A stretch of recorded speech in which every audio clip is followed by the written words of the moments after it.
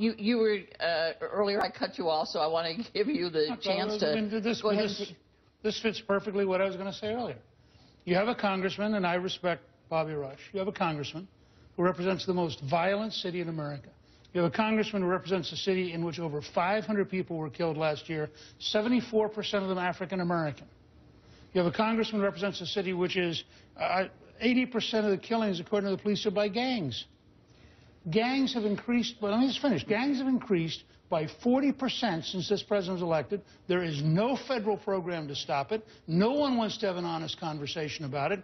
And so you have a congressman whose own district is bleeding, who puts on a hoodie as a symbolic act, but he doesn't do anything about the gangs in his own district. And wait a minute. Hang on, and let me just go. Well, first of all, Congressman, let me let you. That's a charge. Yeah, that's a charge, Newt, that is not going to hold, doesn't hold water. I have been working relentlessly since I've been in Congress, even when you were Speaker of the Congress, of the House, and did not want to hear these matters. I have been working on trying to deal with this violence.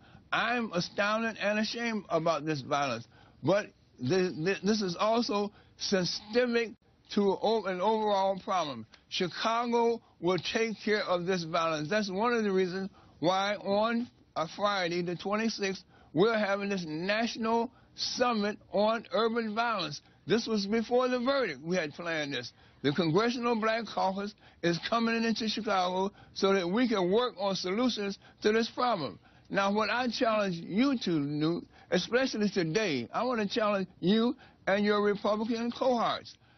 Today is a Sunday. Today is a day of worship.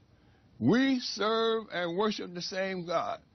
In Micah 6, 3 and 8, the word tells us that we should love justice, do mercy, and walk humbly with our God. Now, for those folks who are cheering the George Zimmerman verdict, I would challenge you and the rest of it. Let us honor and let us lift up the spirit of the words of Micah 6 and 8, and let us work together to have the conversations, but not just have the conversation. Let us deal with the disenfranchisement, and let us deal with the distortions as it relates to our nation. I know everybody wants to respond. I need to take a quick break. We will continue this conversation.